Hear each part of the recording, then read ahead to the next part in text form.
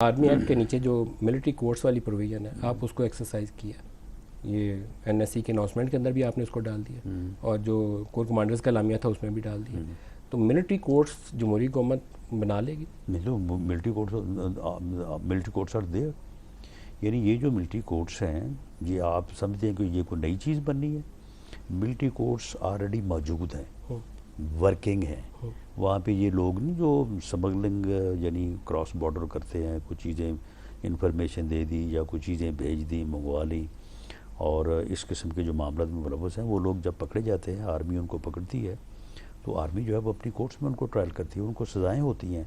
और वो बाकायदा फिर ये सिविल जेल में, जब मैं था वहाँ पे कैंप जेल लाहौर में तो 7 साल कैद हो के एक बंदा वहाँ पे आया था कि मुझे जी मिलिट्री कोर्ट ने जब सज़ा दी है। इस वक्त भी सैकड़ों इस किस्म के मुकदमात जो हैं वो मिलिट्री कोर्ट्स में चल रहे हैं। मिलिट्री कोर्ट से सज़ाएँ मिलती हैं, लोग वो आते हैं, आके सज़ाएँ जो है वो अपनी काटते हैं।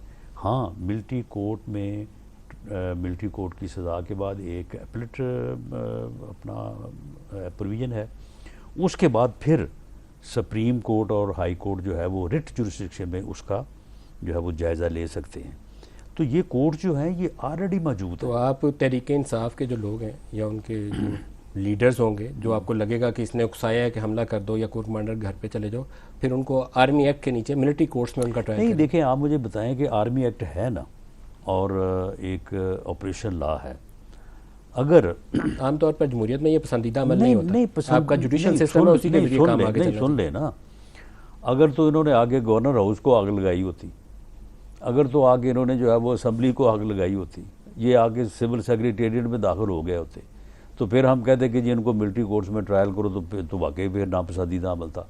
आप मुझे बताएं कि जब ये आर्मी हाउस में घुस गए हैं और वहाँ पे जाके पहले लूट मार की है, उसके बाद आग लगा दी है, आप मुझे बताएं कि इन्होंने शहदा की यादगारों को जिस तरह से बेहुरमती की है और उसके बाद उनको आग लगाई है, उनको तोड़ा फोड़ा है। अब यहाँ पे भी अगर आर्मी एक्ट नहीं आना तो फिर आर्मी एक्ट किस लिए रखा हुआ है? फिर उसको फारिग कर दें, फिर उसको। अच्छा, दोनों स्टेटमेंट्स के अंदर आर्मी एक्ट के साथ ऑफिशियल सीक्रेट एक्ट लिखा गया। ऑफिशियल सीक्रेट एक्ट किन पे लगेगा? ये आर्मी एक्ट का हिस्सा है। वो किन पे लगेगा? वो तो देखें जी, वो जो एविडेंस वहाँ पे आएगी। अब देखें इसमें ये बात शायद अभी कबल अज़ वक्त हो, देखें वो इशारा किसी और तरफ जाता है ऑफिशियल सीक्रेट नहीं, वो देखें वो इशारा इस तरफ जाता है कि ये जो प्लानिंग हुई है ये बाकायदा मनसूबा बंदी हुई है कि आर्मी को डिफेम करना है।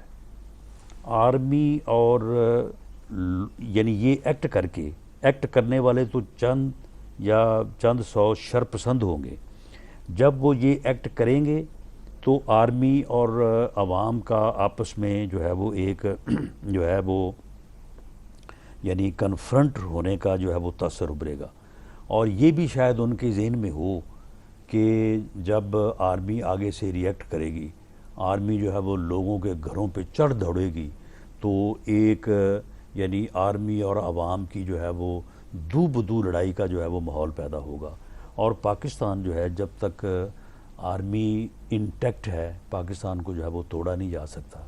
इस मकसद के लिए वो एजेंसीज़ जो हमारे दुश्मन ममालिक की एजेंसीज़ हैं, सीक्रेट एजेंसीज़ हैं, उनके मुलव्वस होने, यहाँ से लोगों का उनके साथ तल्लक होने, उनके साथ राब्ता होने, उनके साथ जो है वो ख़तो किताबत या बातचीत होने के ऐसे शवाहिद हैं। अगर शवाहिद जो हैं ये वेरीफाई हो जाते हैं ऐसे शवाहिद, जैसे मैंने कहा कि जब तक ये चीज़ देखें, ज़ल्मे खलीलज़ाद जो कुछ लिखता है ना, आर्मी चीफ के ऊपर वो जो कुछ लिख रहा था, फौज पूरी यूनिटी ऑफ कमांड से चलती है। आर्मी चीफ हुक्म देता है, वो सीने पे गोलियां खाते हैं, पीछे नहीं हटता कोई। बिल्कुल ऐसे ही होता है ना। वो जो कुछ लिख रहा था वो सीधी सीधी इंसाइटमेंट कर रहा था।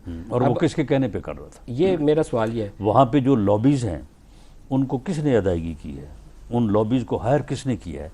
तो ये अगर चीज़ साबित होती थी तो फिर आर्मी एक्ट और ऑफिशियल सीक्रेट एक्ट के अलावा फिर आप मुझे बताया ना फिर किस चीज़ में ट्रायल करना है इनको? लेकिन आर्मी को इस पे काम करना पड़ेगा। ट्रैफिक लॉ के तहत तो इनको चलान नहीं करना। जिन लोगों ने इनको उठाई इन जगहों की, आर्मी को इस पे काम करना, आप मुझे ये उनको ढूंढ के निकालना पड़ेगा। आप मुझे बताएं कि ज़ल्मे खलीलज़ाद को मेरा नाम को बताने वाला होगा ना यहाँ से, वरना तो उसे मेरे तक पहुँचने का कुछ जवाब बनता है। क्या चीफ निशाना उसने था मेरे भी एक बयान को जो है ना वो उसने कंडेम किया। क्या 9 तो मई ये के सारा पीछे कुछ ये सारा कुछ है जी, यहाँ से पूरा ज़ल्मे खलील ज़ाद से लेके तो इधर दाएं बाएं हमारे हमसाया ममालिक में ये सारा कुछ चलता रहा है। क्या 9 मई को जो कुछ हुआ, क्या इसका एक हिस्सा चीफ को डिस्क्रेडिट करने की भी कोशिश थी?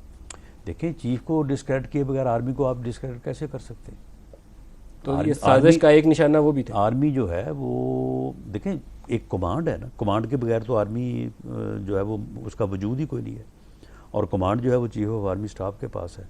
अगर आप उसको डैमेज नहीं करेंगे तो फिर आप नीचे तो जा ही नहीं सकते। आप बिल्कुल उसकी ज़ात जो है, और फॉर्मर आर्मी चीफ को भी इतना ब्लेम करना ये भी इस मुहिम का एक हिस्सा था। और उसके ज़रिए से फिर जब ब्लेम करते करते एक ख़ास सतह पे आ गए तो फिर उसके बाद मौजूदा को जो है वो फिर बाकायदा नाम लिया, बाकायदा जो है वो स्टेट वे का।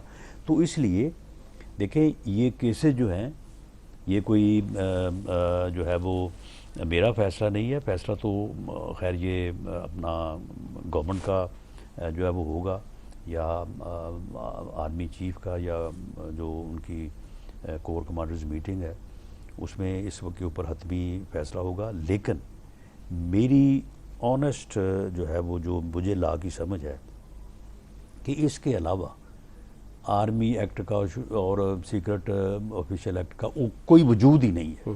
अगर ये उसमें उसके दायरे कार में नहीं आते तो फिर मेरा ख्याल है उसके दायरा कार में कुछ भी नहीं आता।